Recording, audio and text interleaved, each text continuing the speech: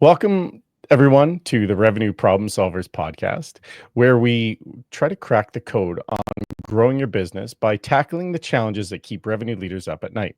I'm Carl Ortmans, and today's episode, we're going to dive into a unique challenge that's costing companies probably millions in lost opportunities. Today, we're going to talk about a topic that I hear brought up regularly across my network. How do you align the go-to-market function? Now, this one is with a bit of a twist. We're going to talk about rewiring the entire go-to-market function that aligns with the buyer journey to support value realization. Keywords. With me today is Jonathan Tice. Jonathan and I connected through Pavilion, it's more than 5 years ago, through a virtual lunch roulette. And our conversation has actually continued since then.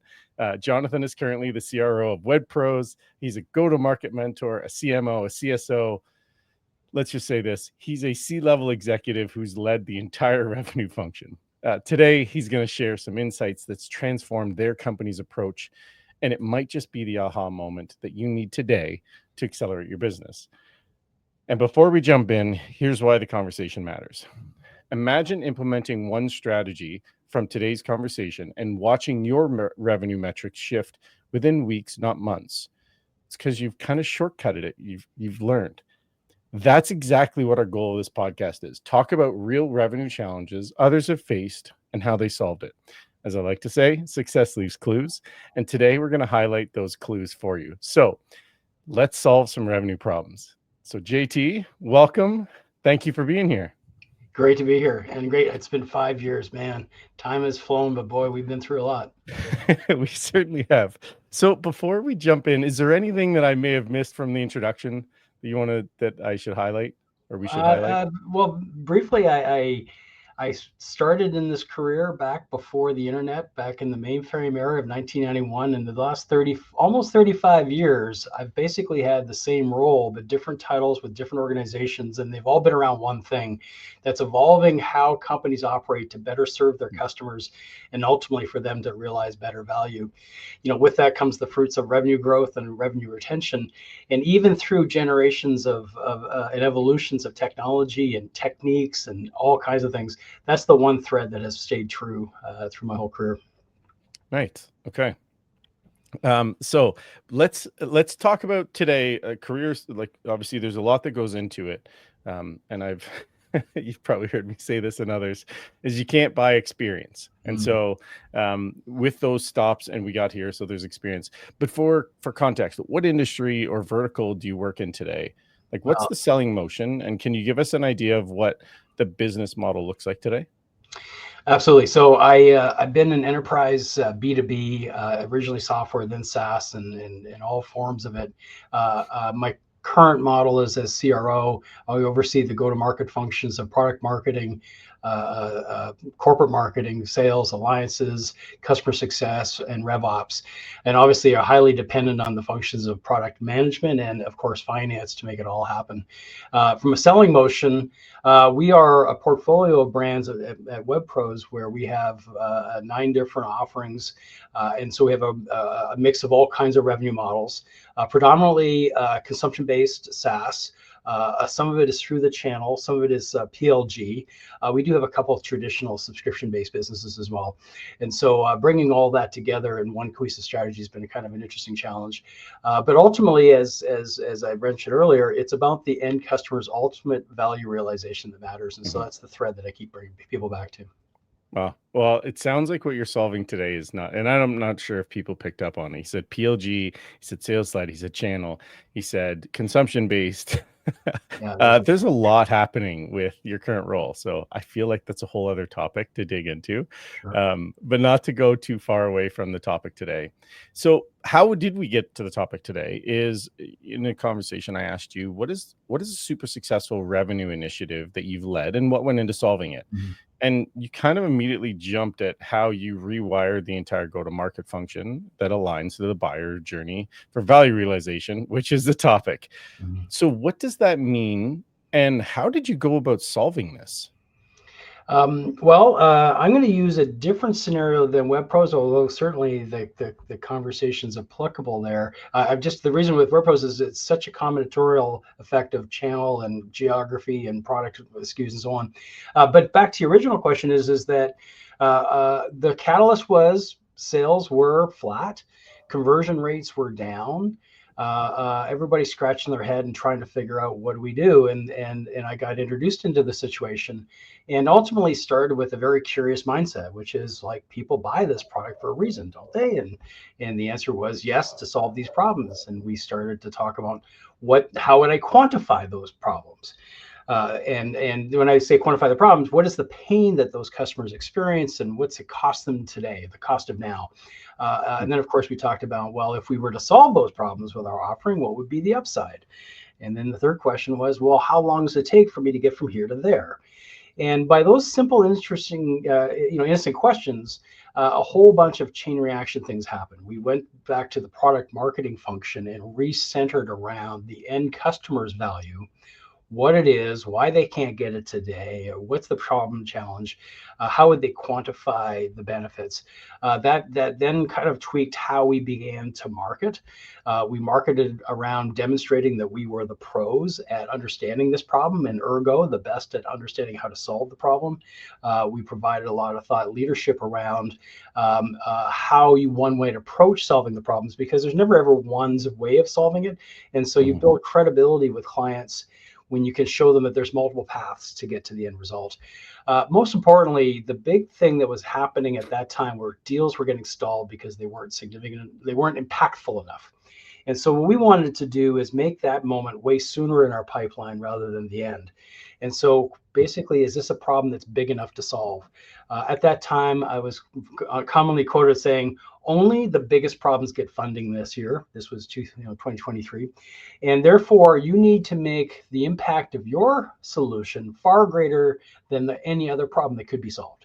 And so really you're a competition of categories as to why this problem is more important problem for the enterprise than given any others. The sales motion was really around helping the customer quantify what the impact would be for them, help them build the business case for themselves, help them garner the interest and support amongst their organization. A lot of it comes down to timing. And then the most important part of the sales function is forecasting when that impact will be achieved. And this was a big breakthrough for us, but I'll skim over for now and come back to that. And then finally, the transition to after contract to customer success, we already had the roadmap in place because both my team and the customers' teams had already mapped out what were the next steps, how were they going to onboard, what were the sequence of groups that would be brought in, and most importantly, how are we going to measure that impact on a weekly basis. So that whole thread started with a bunch of very innocent questions when I first showed up at the company. So how did you, so what drew you, because obviously there's a lot to this, because you looked at it from not only acquisition mode, but to the completion of the implementation of the product is how I heard that. So what made you start at the beginning instead of the end and working backwards? How come you started with product market first? Well, actually, I'm a big Peter Drucker fan, and the purpose of any company is to create a customer. I modify it to create value for the end customer. But it all comes down to the offering at the very beginning. If you don't have something that creates sustainable value for the customer, then you're kind of wasting your time. We did see a lot of products in the SaaS bubble when it broke fade away because they weren't significantly enough solving key problems for the business. So I wanted to get to the essence of whether the offering was going to provide sustainable value, because I was pretty convinced on the outside looking in that there was, but it was more important that the organization understand what specifically was driving the value.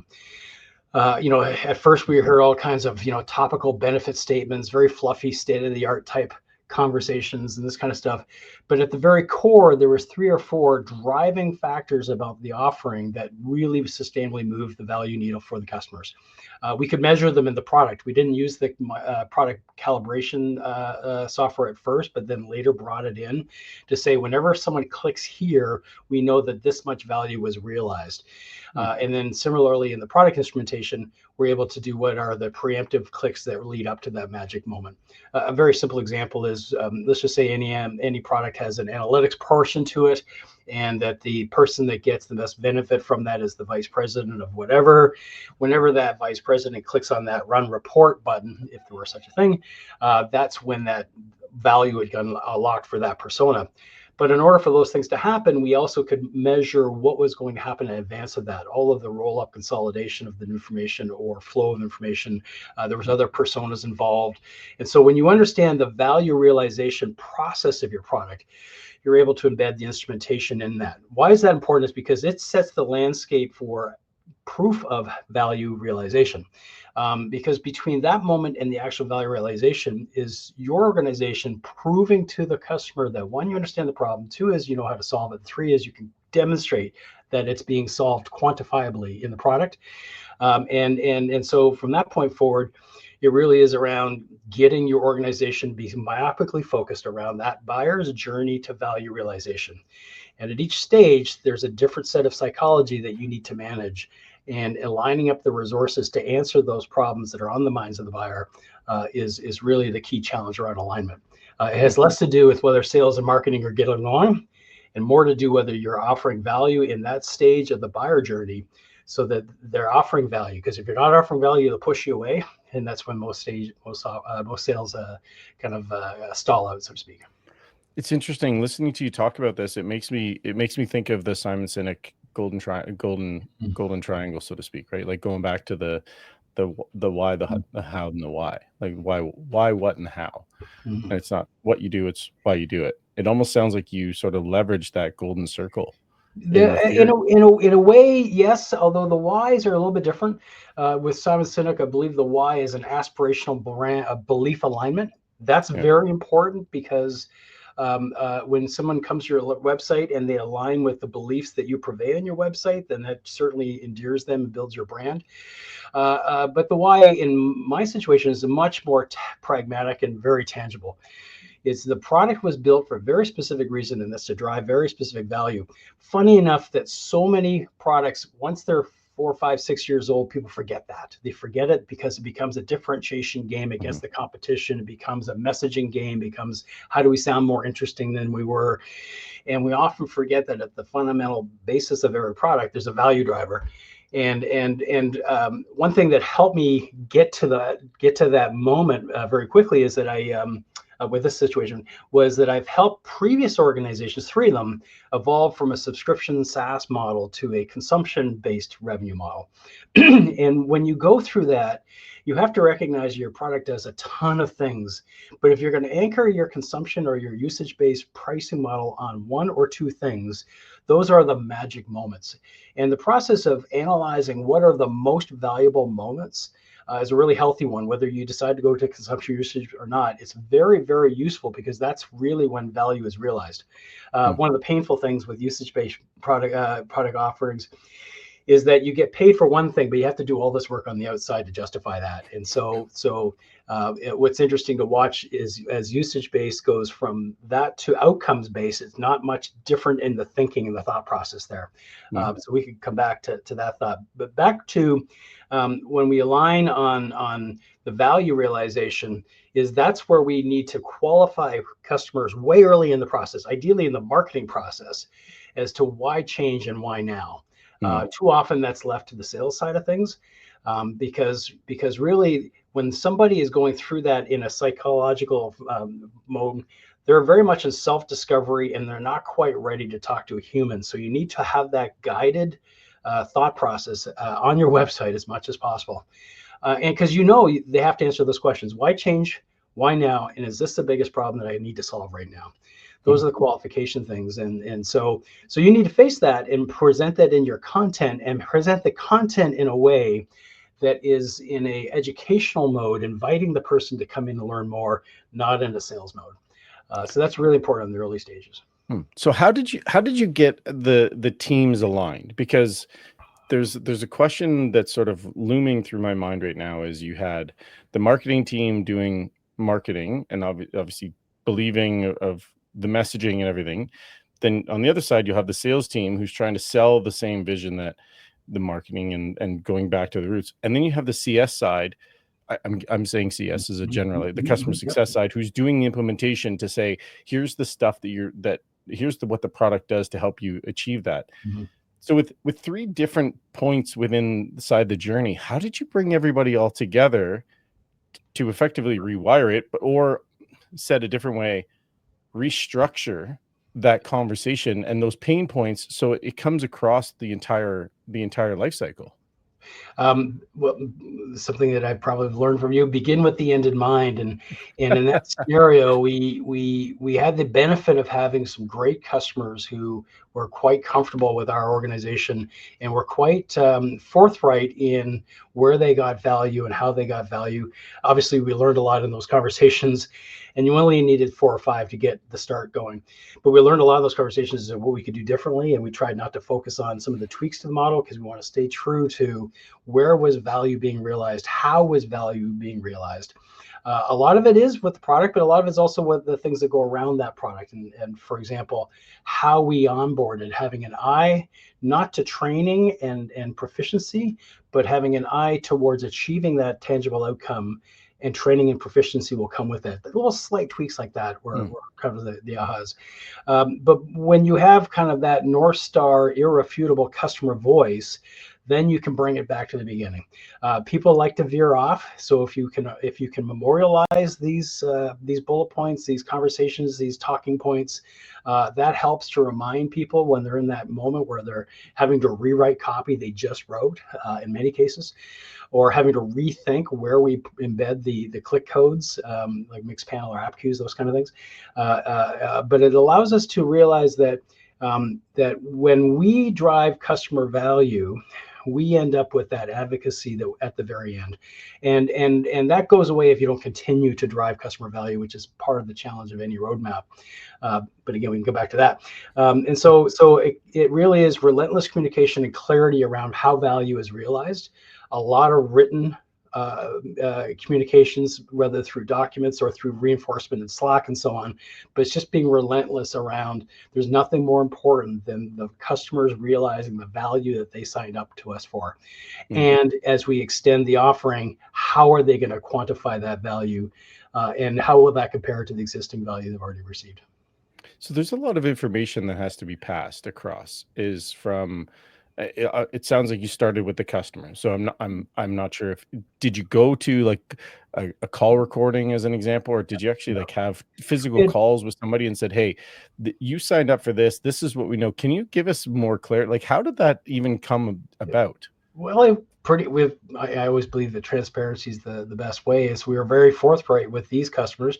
We think that you are emblematic of the best use cases for what we built our solution for. We'd like to get your direct impact on where and how you receive that value, and obviously what we could do better if we could. And we were quite clear to them that we wanted to shift what our value promise was, and we wanted their help to do that. And obviously, if you have a loyal customer who's been with you for a while, they want the best from you. Also, customers like this do things for their own personal self-interest reasons. They like to feel pride in being part of something that was built and is continuing to evolve. And so out of that, we obviously had call recordings and transcripts and the distillation of what we all agreed, what we heard. Rather than one person's opinion, we all had to come together and say, no, this is refutably what we heard in the words that we heard them from. Obviously, those would make great testimonials later, should we get permission to use them, but they were great North Star data points in early days. Then we had to decompose and map those value outcomes from how they were achieved in the product, because it rarely is just one click and there you go, although that is a way of measuring proof of the value. It was really now then deconstructing what are the key parts of the application that drove the value. And interestingly enough, from that came differentiation messages. We were the best in the world that could drive this type of value because we had the best process to get there, those kind of things, right? But it was relentless in documentation. We were using a Google Stack, so a lot of Google Docs organized in a folder, product, documents linked to other documents and so on. Confluence would have been great as well. So no specifically shout out to any one product, but it's really about having consistency of message and making sure everybody's, so to speak, on the same pages. But then it comes down to being relentless in my role as CRO, making sure that every one of these things was done to the highest level of excellence, because the lowest common denominator is what breaks this process. So measure everything, high degree of messaging consistency, and most importantly, getting the whole team to truly understand that this isn't just some message on a page. This is actually a customer that's we're making a big difference for, and we're being able to measure that in their economic outcomes. And I'm not sure if I picked up on this as sort of the notion of simple scales, right? So instead of saying like, hey, you use Google, like Google Docs or Excel, I'm such a fan because it's simple. It's words. I can put it together. And you talked about using some project management tools, etc. Like you can make this as complex as you want. Yeah. And so going back to where you were in that moment, how did the teams react to, hey, marketing, I know you just launched, I'm making the scenario up, and please forgive me that I'm not trying to put word. Hey, marketing, we know that you just produced this content and it's actually not where it hits the center of the bullseye. This is the content from the customer. Hey, sales team, you just pitched the product in this way and you did a demo in this way. It actually doesn't make the most sense. The click path might be different. Hey, CS team, when you go to do the implementation, here's what that looks like. How did that change internally happen? Did you get any pushback across the group? Because there's a bit of a, everybody likes new or likes different, and when you do both at the same time, it can cause conflict or that internal friction. So how did that journey look for you when you started to say, hey, actually, team, we're not scrapping everything we did, we're just rewiring it so it can be more successful? Well, I had the benefit in my situation that there was something wrong with the fluidity of the business. The conversion rates were off. It just wasn't working. So there was a receptiveness to something new. But you're right, something new and something different. I like how you say that because that's where the resistance happens. The other element is you don't want to sound like the wise guy that knows everything. And so it's really about helping the other person see what you're seeing, and once you get there, then they can see the motivation. So for example, on the product marketing side, it was so much around differentiating features, but those differentiating features weren't mapped to valued outcomes. And so we started to go back and say, okay, well, what are the value outcomes and what are the features, and how do we talk about the outcomes first, and the features as being an enabler to that. And so that was a longer conversation because that's a bit of a mindset for product marketers. For some, it's perfectly natural, and that's but you can't assume that was the case, and it wasn't for me. On the marketing side, they could see it from their traffic that the conversion rates weren't there, and we also we reframed the conversation is that the content that was on the site would be useful for that buyer at a certain stage in their journey, but we were missing the content they were most looking for when they first came. Right? Again, it's problem-centric messaging, referencing messaging in that they're not the only people that have this problem, referencing peers or third-party organizations that they could socialize and validate that this is a problem we're solving. And then the calculator tools, we banned the idea of an ROI calculator. I think that's the silliest idea ever, although having, as a marketer, created them in the past. It really is around two types of things. First of all is helping the customer calculate the impact of this problem, because they need to be able to prove to their own organization that it's worth the investment to at least look at a solution, let alone implement one. And the second one is to enable a collaboration between the customer and the sales team to validate what is the potential value impact. This is a number that only the customer can validate. So the salespeople can say, well, we think this, this, and this. But when the customer says, no, it's half that, no matter how hard you try, it's what they come up with. So the dynamic is really making sure that every one of those value drivers was really explored. Every aspect of value impact was truly collaborated with. Having shared documents where we memorialize these things so there's constant memory in those conversations allows the customer to then take a business case to their own internal executives to say, here's what it's costing us today. We've done some analysis on this solution. This is what we think the value impact would be. At this point, you haven't been selected, but you have won the most important battle, which is you've taken budget from another solution that was waiting for the revenue, for the spends rather. The next stage is to make sure that you're able to collaboratively and predictably provide a roadmap for when that value gets realized. This, I think, is the one area where deals that got funded that year versus deals that didn't came down to basically a reality check by the CFO. If you have a business case that says we think we can get $20,000 of value here, and this business case says, well, we think we can get 20,000 values, but here's the roadmap for us to get that, chances are that one's going to get funded. I use 20,000 randomly. It's more than hundreds of thousands, obviously. And then you have the ability to forecast when that value gets realized because you have the roadmap you collaboratively built together. And therefore, there should be a date, and that date you can call out at the very beginning of the project. If your roadmap moves faster, then you can forecast a date sooner. And here was the magic moment, is this gave us a really creative way for us to stay tethered to the sponsoring executive who didn't want to come to the biweekly meetings and all that kind of stuff. They're off to another big issue. But it gave our sales team the ability to have a relevant email every 2 weeks to say, hey, Jack, we recall that we forecasted March 15th as being the date you're going to realize the $200,000 of value that we calculate together. A part of that is you're going to realize $50,000 by November 1st. Well, I'm just going to update you on both of those dates. Looks like November 1st is going to be October 15th, so that's good news, but we're worried about the March 1st day. We want to move that. But if you're able to do these things, we can move that sooner.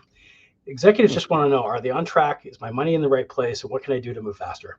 And that allowed us to stay tethered to the executive during that onboarding process, and also have his own team validate that the value was realized at the end of it all. It makes a lot of sense when you talk about it that way, because you've almost turned it from a sales process to a project management process of like, hey, here's what we said, here's where we got to get to. These are the key metrics and milestones, and you're right. Hey, we're on track, we're off track, and if we're off track, we have a plan to solve. Is what it sounds like. And going back, if I can ask just a couple more questions, and then we can move on. The couple of questions are: you talked about some of the metrics. What are the KPIs that you looked at as you went through this change and said, hey, it's ticking in the right direction? Obviously, revenue is obviously an easy one to say, but are there any specific core metrics that if somebody else was listening to this said, hey, check on these specific metrics to make an adjustment to, or follow these 2 or 3 metrics, what would those be, or what did you look for? Well, you can imagine across the whole value chain, there was a bunch of metrics. So getting product marketing and product management to publish usage metrics by initially with some focal lighthouse customers that we really dialed into rather than deploying this en masse, and looking at what their click patterns were. First of all, starting off by saying, what should their click patterns be? Click patterns being, if we kick off an onboarding process here, this function should be used at least 3 times by this persona or these personas within the first week.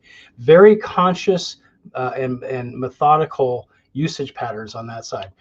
Moving it back to the beginning of the funnel, for example, is the buyer journey on our website following what we thought? So being able to track what the click flows were between an anchor piece of content and what the next suggested piece of content was. Trying to understand what that buyer journey was. We split the website based on persona, so that allowed us to know how many of this executive persona were coming to our site versus the user persona, and were they following the flows. It's a little trickier now with the lack of cookies, but there are technologies that could help you manage those flows. And similarly, were the calculators being used? And one thing we would do differently is is provide an output of that calculator. This is very common now. We rush to just get it out there, but to be able to say, here's an output, and here are things to consider based on your output. Our goal there was to make that very customized, so that would begin the sales process, because the person who wrote it would be the person who talked to the customer when they first met them. Metrics around the time between, obviously pipeline velocity matters here, because really all this is around ensuring that you're keeping up with the pace of the buyer journey that they want. And so understanding what is the velocity that is desired by the buyer, not trying to overly push things, but making sure that you're constantly keeping the fire going and qualifying, is this problem still worth solving, those kind of things. And then finally, on the metric side, time from signature to time to onboarding to time to value. Time to value is, we had some incremental steps that we were looking at before the ultimate value metric that we were reporting on. In other words, how much, was it monthly usage by this persona for this? Was it daily active by this persona? Those kind of things. But tying it all against that we don't make money unless our customers realize value continuously. We constantly looked at different ways to try to create metrics and calibration for that. But those are the cornerstone ones. Awesome. Yeah, and obviously that has to be a totally different mindset shift for the team to say, we get paid when our customers see success. It must be very different. So thank you for this. Now, I know we're getting, if I can, Carl, I just want to add on that last talk. People found their work far more meaningful when it was real. That was a touch that people realized that the things that they were doing, because they understood the impact they were having on that stage of the journey or multiple stages of the journey, it gave them much more meaning, especially if you put it in that light for them. So there was one other element about this that really attached people to the mission of our customers, which I think that once you have a staff that's completely immersed in how our customers value things and what we do to drive that value, it actually is a retention benefit for us. Interesting. So you picked the metrics, and the change. It sounds like the change internally was easy, so to speak. I make it sound easy. Carl, in our stage of our careers, really is that one job, and our job is to help manage change and do it effectively, sustainably, and in a predictable way. And whether that's internally with our own team or with our customers, we ultimately are change managers. And the value of our ability to do that is whether sustainable when we're gone. I think that's the ultimate test for us. Yeah, I think it's well said, because change is hard, and trying to make sure that everybody's aligned can make it even more challenging at times. Okay, so let's maybe shift, because I know we're going to get close to wrapping up. Just curious, I'll ask you this, and if you say yes or no, is there a topic or a revenue problem that you're solving or thinking about solving today? Is there anything top of mind? Predictable future is on everybody's mind these days. And of course, for me, that means forecasting. I don't necessarily mean pipeline or revenue forecasting, although that's huge for me. It's it's trying to project to your investors what the predictable outcomes are. And those things are predicting the effective change, predicting the impact of a cost savings initiative that you may have and when that will happen, or of course predicting when revenue would come in, especially if you're a consumption-based revenue model that goes through the channel. You end up with a triple funnel effect.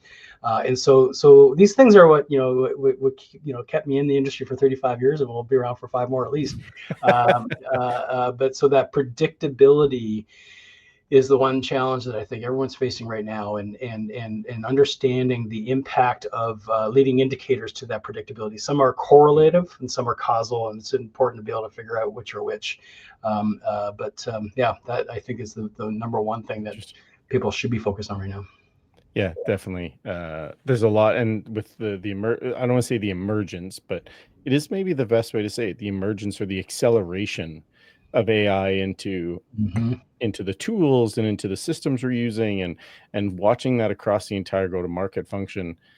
It's going to be fascinating to see how that goes. So as we wrap up, if you were to tell the Jonathan Tice, or we affectionately call you JT, if we were to tell JT however many years ago that you were looking to solve this, hey, by the way, here are the clues for you to look at, or here are the operational things that I would tell you to look for or to change. Said a different way, I've been listening. I want 2 or 3 operational clues for me to go look at so I can solve this. What would those be? Wow. Okay. Understand how you make money and when you make money, and obviously where you make money. Well, maybe not obviously, but those three things weren't as obvious to me earlier in my career. Once I got a better grip on them, this value realization gem of an idea came to me.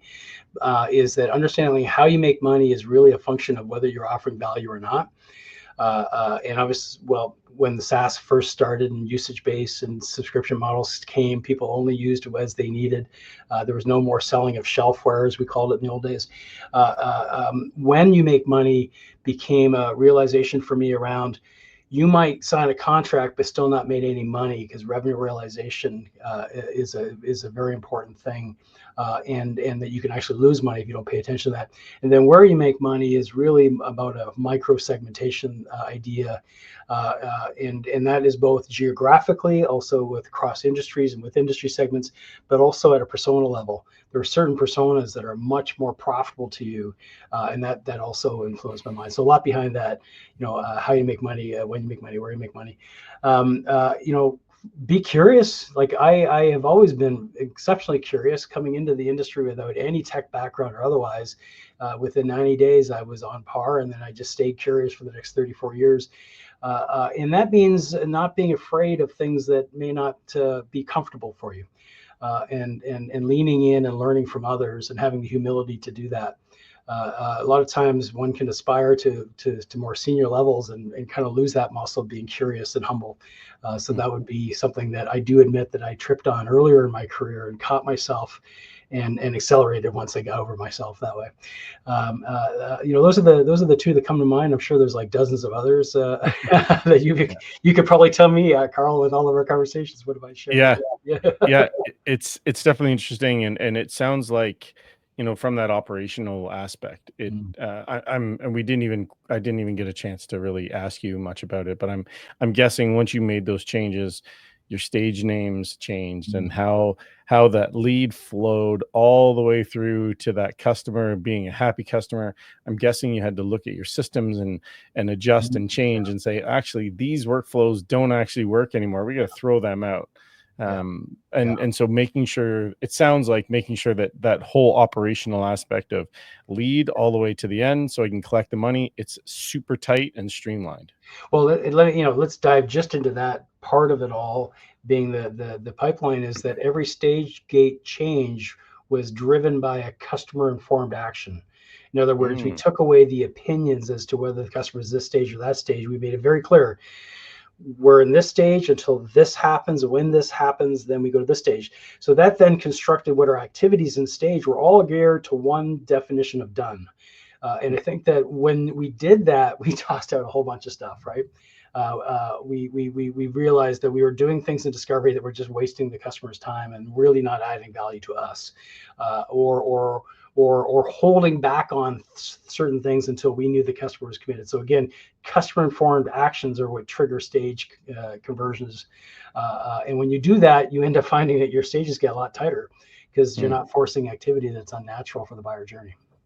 And the other thing that I know I've seen, but I'm sure that this is the outcome, is there was one definition. It wasn't Carl's definition of this stage, Jonathan's definition of this stage, Susan's definition of this stage. It was customer defined. Are we here or not? Yes or no. And if it isn't, then you aren't where you are, where you think you are. So there were a lot of opinions about that. And in this particular dynamic, only if we couldn't come to consensus, then only one opinion mattered. So there is a time where as a leader, you need to put a stake in the ground, and by having it go to a customer informed action made the sales team really uncomfortable because they can't control the customer.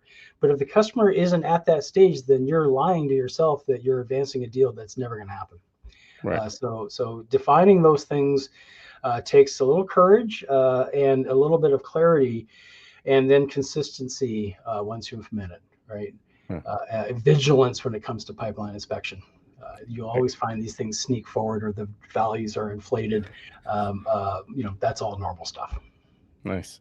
Well, as we wrap up here, I see a bunch of bikes. So I'm not sure if the question is relevant, but where can people find you if they want to try to learn a little more from you or talk to you more about this? If not on these three, I've got two more upstairs. Best way, should anyone want to reach out and engage in a conversation like this, is through LinkedIn. If you do a connection request without a covering comment or at least a note, I won't answer it. So please put context to your invites.